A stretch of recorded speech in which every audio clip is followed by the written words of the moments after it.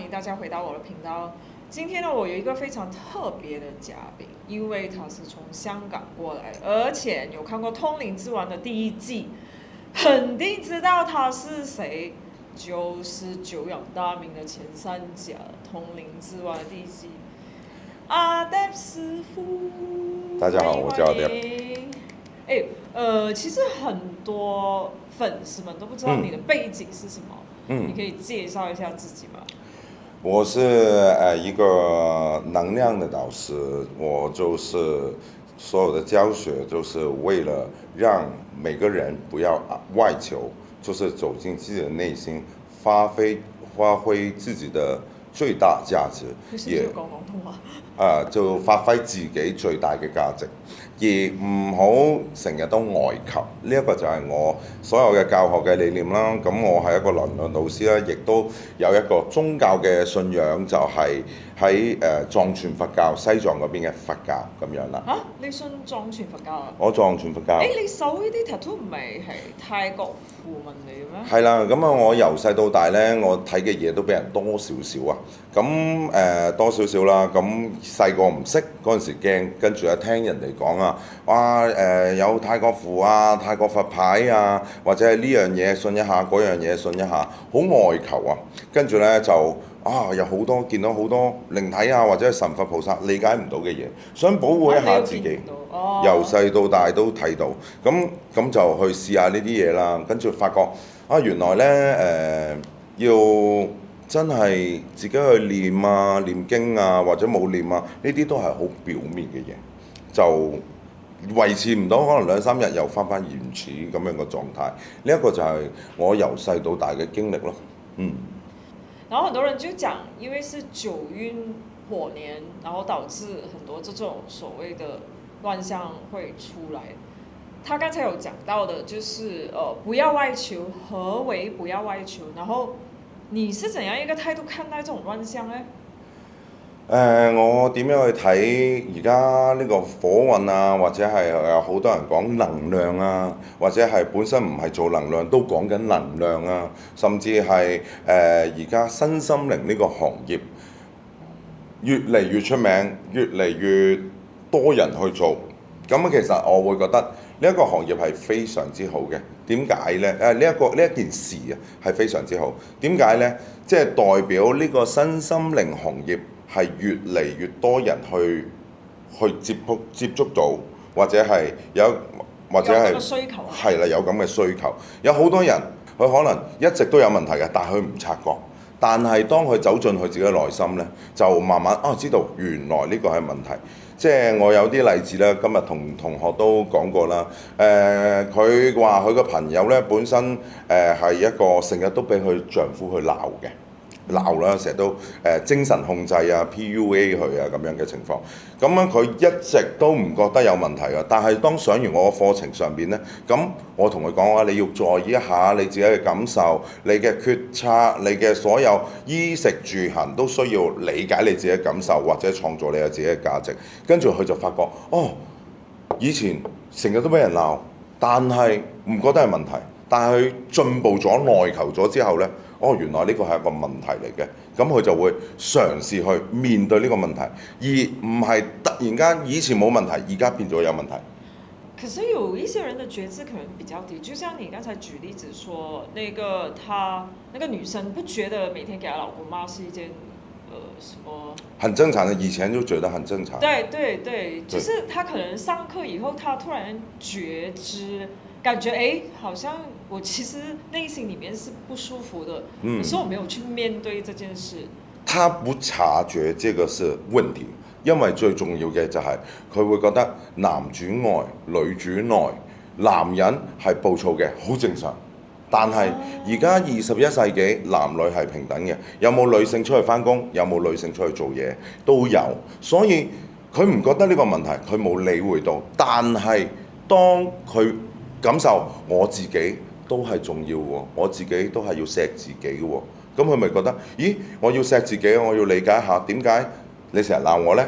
點解我喺屋企有我嘅付出，我都係有我自己嘅價值，點解我一定要係低你一等呢？即係本身個問題都存在，但係冇覺得係一個問題。當佢了解咗呢一樣嘢，就會進步。咁進步咗又點樣呢？會唔會話啊？你老公會覺得佢變咗啦？咁好似話會衍生其他嘈交啊呢啲嘅問題。但係如果兩公婆大家坐低傾好咗，佢嘅老公都會有進步，就係我要尊重我老婆。原來最支持我、最支撐我日常生活，我喺出邊揾錢啫，佢要照顧屋企、照顧小朋友，佢都會諗到太太嘅價值，而唔係話我揾到多錢，我做啲乜嘢我就有價值，你喺屋企就冇價值，唔係嘅。所以你要揾到你自己嘅價值，然後覺察到咁。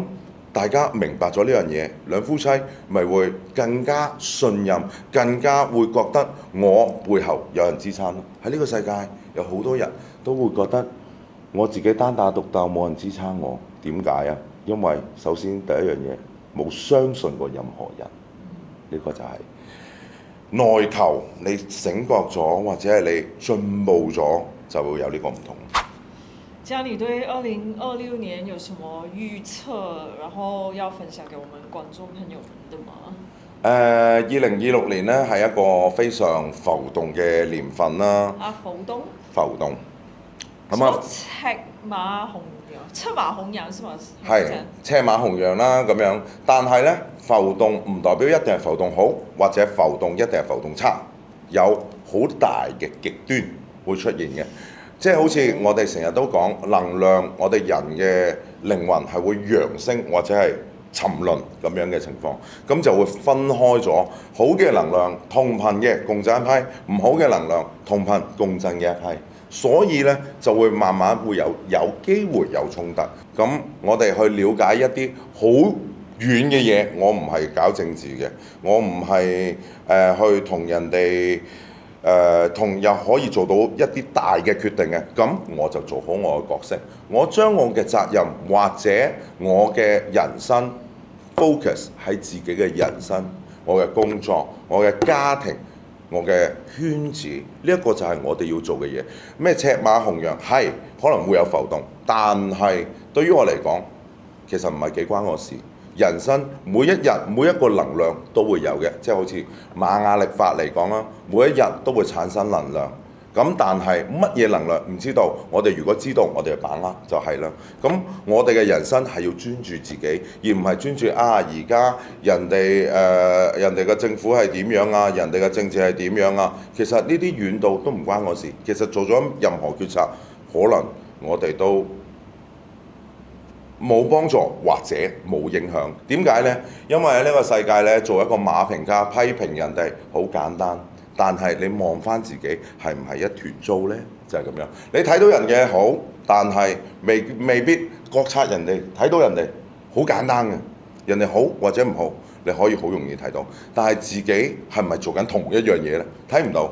將個責任推出去，有責任有錯誤就係人哋嘅，有好嘅就係自己嘅。呢個世界就係咁樣啦。身心靈能量就係學呢一啲嘢。我見過好多人呢，即係佢哋而家學身心靈呢，都好冇耐性，就是想一步登天一步登天咁樣。然之後呢，有好多師傅又捉住嗰個點，之後就話你上嚟3日 class，我包你通到靈。喺呢個世界而家話身心靈好蓬勃，個人都話通靈，嘴上係好勁嘅。嘴上係好勁嘅。我見到話好多神佛嘅喎，咩嗰啲咩見親嗰啲名都好大啊，咪佛咩咪菩薩就係佛祖以上，再唔係成個宇宙嘅唔知咩外星人啊，好多喎。當然啦，咁有好多人，你如果講得唔夠大嘅話，呢啲又點樣吸引你呢？呢個叫虛榮心。所以我睇到有好多人去做廣告就係佢嘅廣告就係你想拍拖啊？你男朋友對你唔好啊？你可以揾我，我可以幫你解決，就係咁樣，即係捉住人哋嘅痛點啦。或者有啲叫做捧殺嘅一個方式你好叻啊！你以前係一個神獸啊！你以前係一個嗰啲叫咩呢？菩薩啊、天人啊？點解呢？就係呢啲，如果你講得佢好嘅，跟住呢。佢就會我投放個信任度俾你，跟住其他人呢去講呢，你唔係天人喎，你睇唔到，因為你冇呢個能力，呢個叫捧殺。有好多人會利用呢一個心去捉住你，但係你有啲人都係梗係中意聽好話㗎啦，就係、咁樣嘅情況。所以中意俾人阿諛奉承、中意俾人氹嘅人呢，就會好容易跌入一啲嘴上嘅能量、口講上面嘅能量，就會跌入呢啲咁嘅情況，就會俾人哋利用咗。成日都講話我哋要了解清楚世界上或者我哋生活中身邊嘅人或者身邊嘅事，咁我哋先唔會俾人哋當住係一把刀借刀殺人，或者係令到我哋嘅思想被迷惑。我最覺得可笑嘅係個人覺得自己好偉大。我有咁嘅天命啊！我要普度眾生。你明明就係虛榮心。如果你真係天生係咪由細到大，你應該係有咁嘅跡象咗。之前我哋講過就係如果當然都有人喺某一個年紀突然之間即係所謂嘅覺醒覺醒，但係佢哋要經過一啲好大嘅即係車禍又好，一啲人生嘅好大嘅變化，令佢我覺得係可以用涅槃重生、死而復生呢個字嚟形容，咁佢先正可以係啊。對於我嚟講啦，覺醒呢就係要經歷一啲可能一啲悲慘嘅傷痛啦，即係我哋放唔低好重要嘅事，或者係一啲生離死別啊、病痛啊、死過翻生啊，或者一啲好大經歷嘅事，好難去接受，但係接受咗或者睇得通嘅話，就會通咗個道理。呢個就係有好多人死過翻生，成個人嘅性格轉咗。呢一個我用一個詞語唔知啱唔啱啦，就係有好多人都係唔見棺材唔流眼淚，即係冇親身經歷，或者叫做針唔吉到肉就唔知痛。所以呢，有時我哋嘅能量呢，唔係真係去講到自己有幾叻，係要真係實行出嚟。